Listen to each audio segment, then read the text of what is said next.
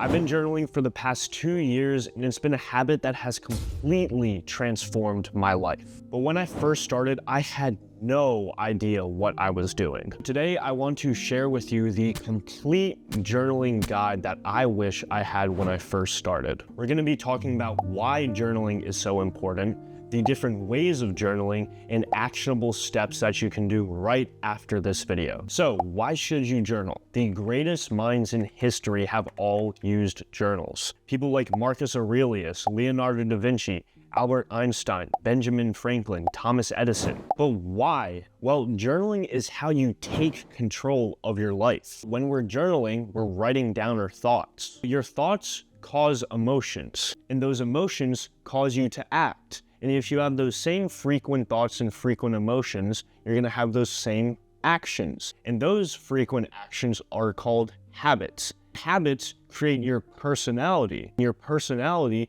creates your personal reality, aka your life and your lifestyle. So everything starts with your thoughts, and journaling allows you to change your thoughts so that you can change your habits. It's how we're going to come over all the bad habits, the limiting beliefs, and the stories that we tell ourselves. It's how we're going to analyze ourselves and see where we can improve. You're going to be able to dig deep into your own mind and take complete control over it with the power of journaling. Now, that's the main benefit of journaling, but there are a lot of other ones that I'll just quickly go over. You're going to be able to look back at your memories. You can gain clarity and self-awareness because you're self-analyzing yourself. You're going to be able to improve your productivity because you can manage your time and thoughts better. And doing that's going to let you have a clearer mind. You're going to be able to reduce stress and manage your emotions properly. You're going to improve your creativity and problem-solving skills. You can properly set your goals and achieve them and look at the progress. You're going to improve your mental health and overall well-being by developing a positive mindset, one that's loving and grateful. And you're going to strengthen your writing and communication skills. So hopefully you understand how important journaling is by now. But what journal should you actually get? I would recommend going for a journal that's not lined, one that has either blank pages or dots in them. And this is because you're just going to be more creative. You can get a guided journal if you want. I've yet to try it, but I'm sure they're great.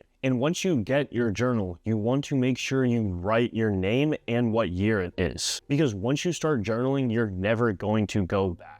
Now let's talk about how to actually journal. The first thing is gratitude journaling. This is something that I do every single day because it literally takes 5 minutes and it can change your entire mood. So what I do is I write 3 things that I'm grateful for, but I go into specific details. So for example, I'm grateful for this big ass water bottle because it keeps me hydrated. It makes it a lot easier to get my water in, and being hydrated allows me to live a better life. I'm grateful for these earbuds because I'm able to listen to music, and that's going to improve my mood, and then that's going to improve my overall well-being, and that's going to boost my productivity, and it's just going to make life a lot better. Not only do you want to just get specific like that, but you also want to sit and feel the gratitude. Really try to understand how life would be without those things that you wrote. Doing this is really going to train yourself to become constantly grateful for everything in your life. Because no matter how shit your life might get, there's always something that you can be grateful for. And the next thing that you can do is called stream of consciousness. All this is doing is literally writing whatever is on your mind. You're able to get your thoughts out of your head and onto paper. And I'll do this at the end of my day so it's easier to go to bed.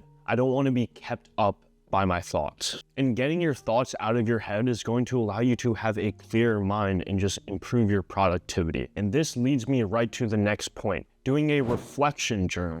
You can reflect on how your day was, how your week was, your month, or even your year. You really want to reflect on your day and see where you could have improved in. But more importantly, you want to analyze yourself. You want to understand who you are. You want to understand your strengths, your weaknesses. You want to understand your current habits, your bad habits, your good habits. And overall, you just want to see where you can improve it. This is one of the most important things you can do while journaling, because self-awareness is how you're actually going to be able to improve in your life. And the next thing that you can do is write down your mood and how you're feeling. While you're doing this, you want to get specific with your emotions and scale it on a 1 to 10 strength level. Doing this is extremely effective because when you write down how you feel and you get specific with it, you start to not associate it with it as much. It starts to hold less power over you.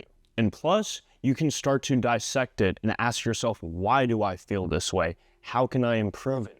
And the next thing that you can do is have a habit tracker. Having a habit tracker is going to make it easier to stick with your healthy habits because when you check off that box, it feels so satisfying. And then over a long enough time, you can look back at all the habits that you've stuck with. And if you didn't stick with it, you can look at it, analyze it, and understand, why didn't I stick with it? Was I making it too hard on myself? Am I being too much of a pussy? Do I not have a big enough why? What is the motivator for this habit? And you can do a lot more. And that brings me to the next point.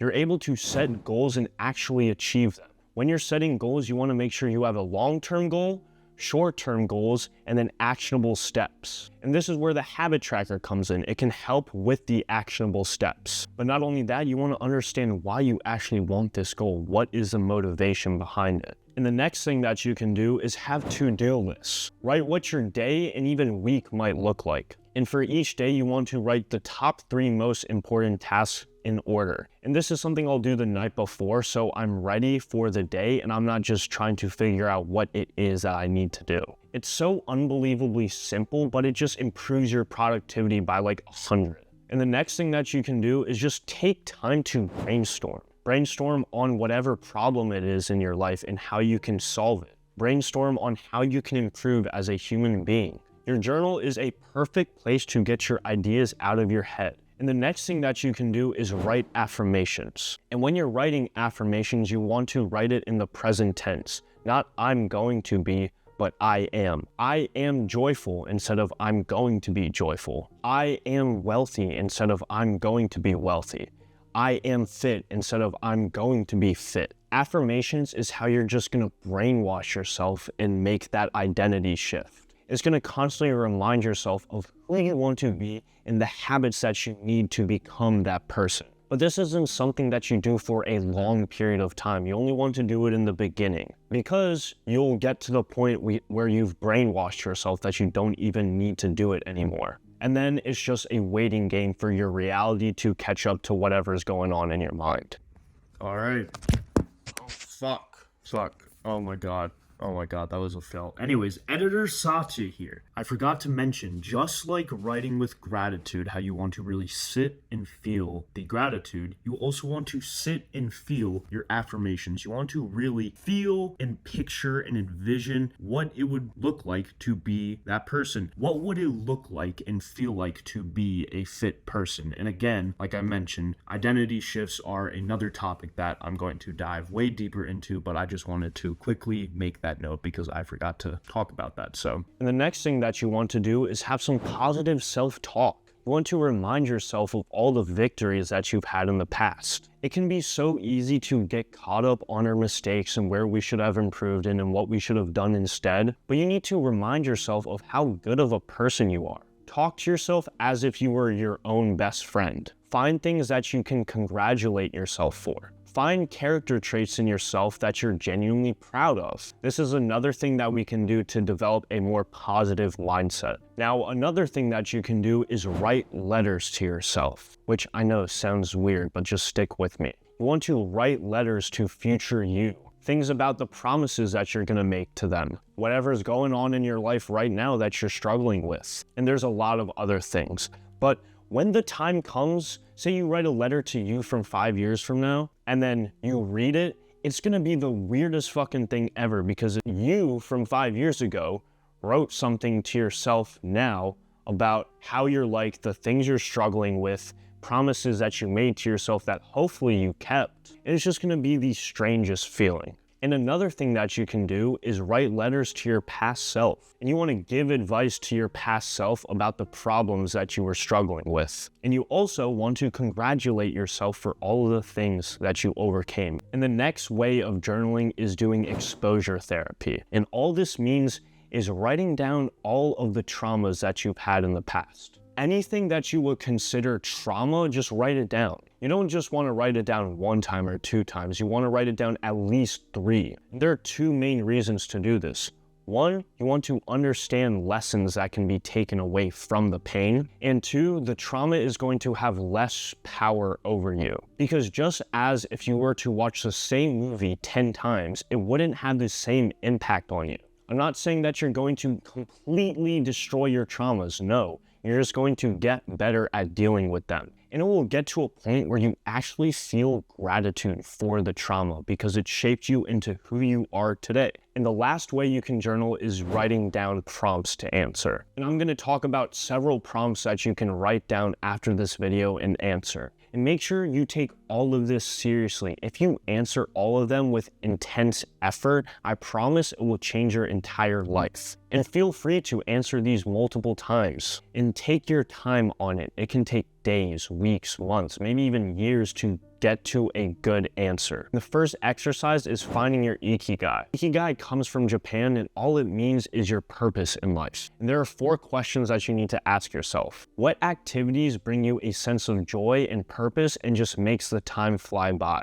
In what areas do you effortlessly excel and stand out from other people? What societal or global issues ignite a fire inside of you that you want to solve? And how can you turn your passions and strengths into a career? One that creates values for other people and can sustain you financially. Now, it's going to take a long time to come to the right answer. For me, it took almost 2 years to actually nail it down perfectly. So don't get disappointed if you don't find an answer. Go live life, try more things, and then come back to these prompts. And the next prompt is going over the wheel of life. Rate each one through a scale of 1 to 10 and then figure out how you can improve in each of these areas. And the next one is called fear setting, which I learned from Tim Ferriss in the 4-Hour Workweek. There are 5 questions for fear setting. The first thing that you want to do is define what is the worst thing possible that could happen if you took this action. The second thing is to prevent. What could you do to prevent the worst thing from happening, or at least figure out how you could decrease the likelihood of it? The third thing is to repair.